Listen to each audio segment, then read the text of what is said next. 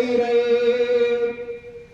नारायण भगवान की जय, श्री कृष्ण भगवान की जय, सरस्वती मैया की जय, वेद व्यास महाराज की जय, श्रीमद् भागवत महापुराण की जय।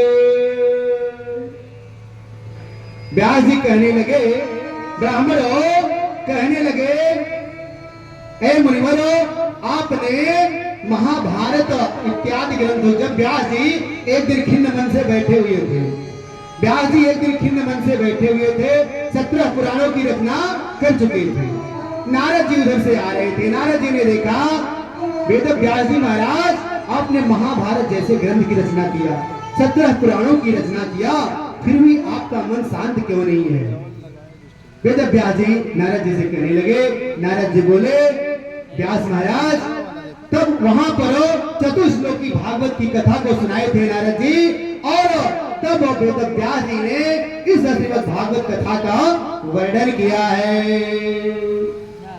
ऋषियों ने उस समय उनसे पूछा, पूछो रघुपति कथा प्रसंगा, अगर लोक जग पावनी गंगा, पूछो रघुपति कथा प्रसंगा, अगर लोक जग पावनी।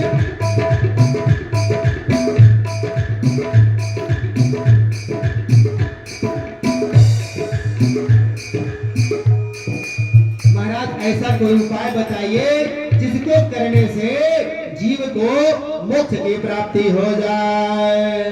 ब्रह्म सत्य जगत मिथ्या, बोले यह संसार ही दुखमय है, यहाँ सुख की कल्पना नहीं की जा सकती है। कोई तन दुखे, कोई मन दुखे, कोई धन बिनु रहते उदास, और थोड़े थोड़े सब दुखे, सुखी राम के दास। सौनक जी कहने लगे, सोत सोता महाभागा, वदनो वरतांबरा, कथम भागवते पुण्याम ये दाहा भगवान सुखा। हे महाभाग श्री सोत जी, आप भगवान श्री कृष्ण की वह भागवत पुराण की कथा हमको सुनाइए। कौन सी? जो श्री सुखदेव जी महाराज जी ने राजा परीक्षित को सुनाए थे। प्राचीन समय में यह कह रहे हैं पुराण क्या होता है, कल उसके बारे में विधिवत हम लोग चर्चा कर चुके हैं, इसलिए वहां पर नहीं जाना है। निगम कल्पतरोर गैलेताम फैला, निगम कल्पतरो, निगम कल्पतरोर गैलेताम फैला, स्वगमुखादमृतद्रव संयुता, पिबत भागवताम रस मालया, मुहुरहो रसिका भोले भाव का। वेदों का नाम निगम है, ऐसा बताया गया। वेद रूपी इस विशाल कल्प तरु का यह परिपक्व फल श्रीमद् भागवत है। किसी ने पूछा, यदि भागवत रूपी फल बहुत पका हुआ है महाराज, और वेदों की ऊंची शाखा से यह टपका है, तब तो यह फूट गया होगा गिरते ही। श्रीधर स्वामी पाद जी महाराज जी ने लिख दिया, यह फल फूटा हुआ नहीं है। क्यों महाराज? नीचे गिरा होता तब न फूटता, ये डायरेक्ट नीचे नहीं गिरा है, तब कैसे गिरा महाराज? शाखा प्रतिशाखा, ये शाखा प्रतिशाखा से होते हुए धरातल पर आया, इसलिए यह फल फूटा हुआ नहीं है। शाखा प्रतिशाखा क्यों कहा? क्योंकि भगवान श्रीमन्नारायण की दिव्य शाखा से यह फल जब निकला तो ब्रह्मा जी की शाखा पर आकर के अटका, फिर ब्रह्मा जी की शाखा से जब टपका तो नारद जी के शाखा पर आकर के अटका, नारद की शाखा से जब यह टपका तो व्यास जी महाराज के शाखा पर आकर के अटका, फिर व्यास जी की शाखा से टपका तो सुखदेव जी महाराज की शाखा पर आकर के अटका। सुख शाखा से जब टपका तब राजा परीक्षित के माध्यम से श्री सूत जी महाराज आदि अनेकों ऋषि मुनियों को प्राप्त हुई। तो सनई सनई धीरे धीरे यह डालियों के सहयोग से धरातल पर आया है, इसलिए यह टूटा फूटा नहीं है। किसी ने पूछा, अच्छा महाराज आपका फल तो बड़ा सुंदर है, आप बड़ा बखान कर रहे हैं, आप बता रहे पका हुआ भी है, परंतु अगर खट्टा निकल गया तब? बोले खट्टा नहीं है। अरे कैसे नहीं है? क्यों? कह रहे हैं फल को जब कोई तोता चोंच मार दे तो यह निश्चित रूप से जान लेना चाहिए कि वह फल निश्चित रूप से मीठा होगा। और इस भागवत रूपी फल में सुखदेव रूपी सुख ने तोते ने चोंच मारा है, इसलिए हमारा फल खट्टा नहीं हो सकता है, एकदम मीठा है। जिज्ञासुओं ने कहा आपके कहने से थोड़े ही मान लेंगे, कोई प्रमाण दीजिए। तब उत्तम पारखी तोते को माना जाता है, सुखदेव जी रूपी तोते ने इसमें चोंच मारा है, ऐसा उदाहरण देकर समझाने लगे। बोले आंख मूंद करके इस भागवत रूपी मीठे फल का पान करो। महाराज फल तो खाया जाता है, आप पीने की बात कर रहे हैं, ऐसा क्यों? सुख मुखाद अमृत द्रव संयुत।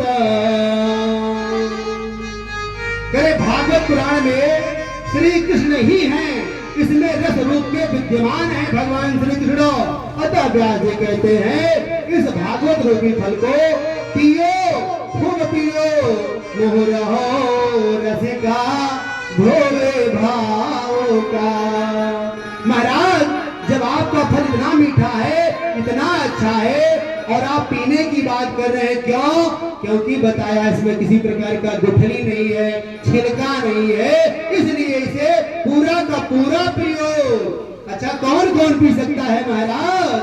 अरे मोहरा हो, बार बार बुला रहे, आओ भैया आओ, ऐसा प्याऊ मैंने बना रखा है, रसिका भोले भाव का।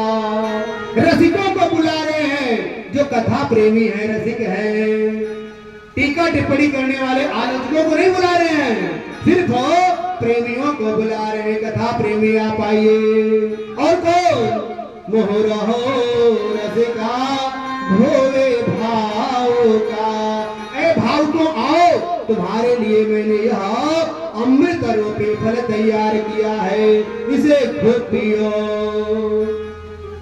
महाराज ने कहा, और ऋषियों ने पूछा महाराज आप दो ही लोगों को बुला रहे हैं, इतना अच्छा कथा रूपी रस अमृत आपने तैयार किया और सिर्फ दो ही लोगों को बुलाया।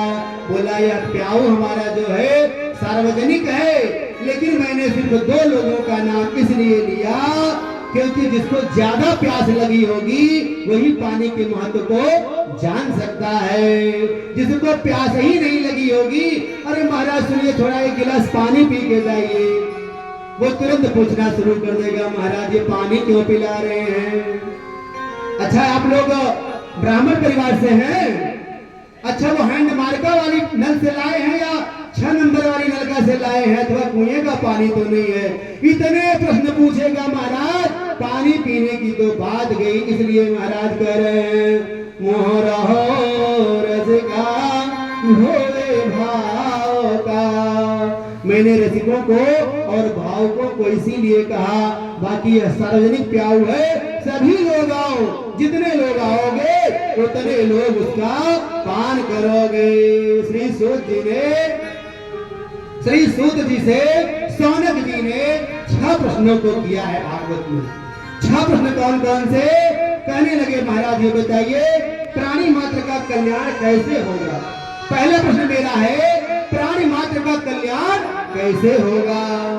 दूसरा प्रश्न किया शास्त्र बहुत हैं लेकिन मनुष्य के पास समय बहुत कम है, अतः समस्त शास्त्रों का सार क्या है महाराज ये बताइए मुझे।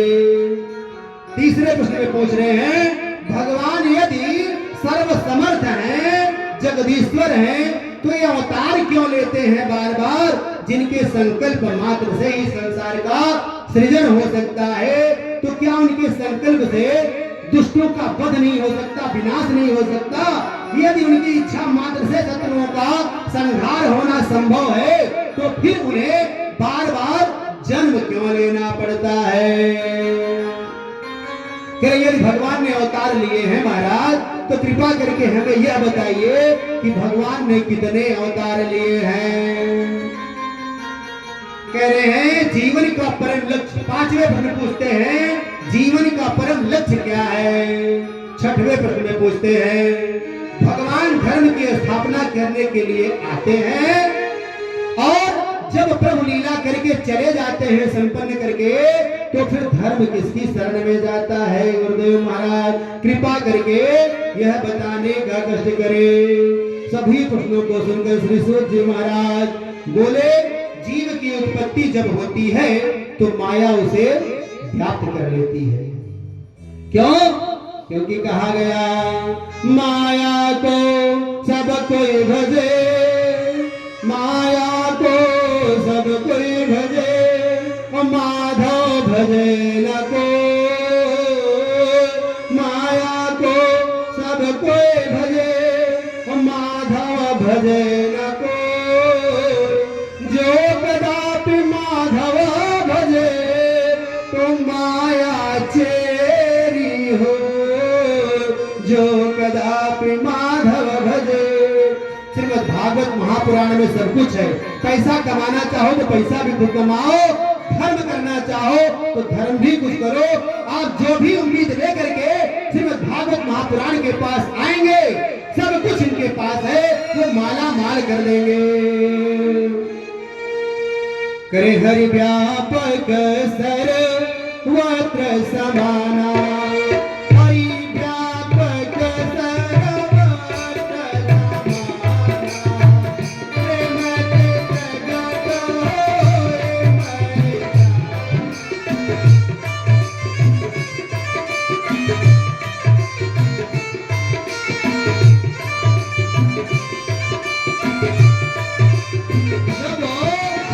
भगवान निकल सकते हैं। जहां व्यक्ति पुकारा है वहां नारायण हमारे आ जाते हैं। इसीलिए कहा गया है जैसे हम कहीं भी पानी खोद के निकाले निकल जाएगा, लेकिन उसके लिए हमें परिश्रम तो करना ही पड़ेगा।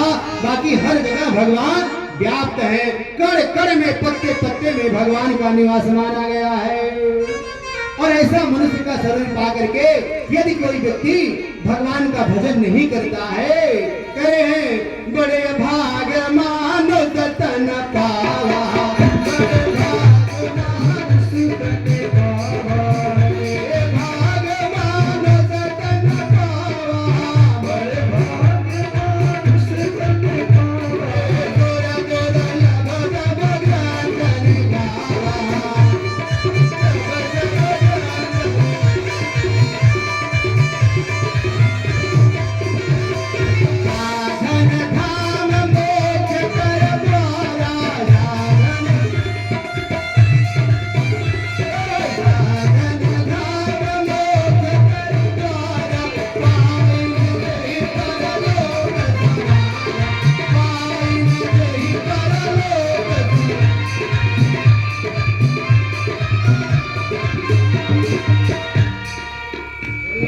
बिहारी लाल के। आज त्रयोदशी है, कुछ लोग व्रत भी भूखते हैं, प्रदोष व्रत। मेरा प्रयास है कि आज हम कथा को श्री भगवान भोलेनाथ की कथा भी आज के दिन सुनाने का मैं प्रयास करूंगा। इसलिए कथा को थोड़ा सा तीव्र गति से बढ़ाने का प्रयास कर रहे हैं। आइए थोड़ा सा भगवान का भजन। हरि भजने हरि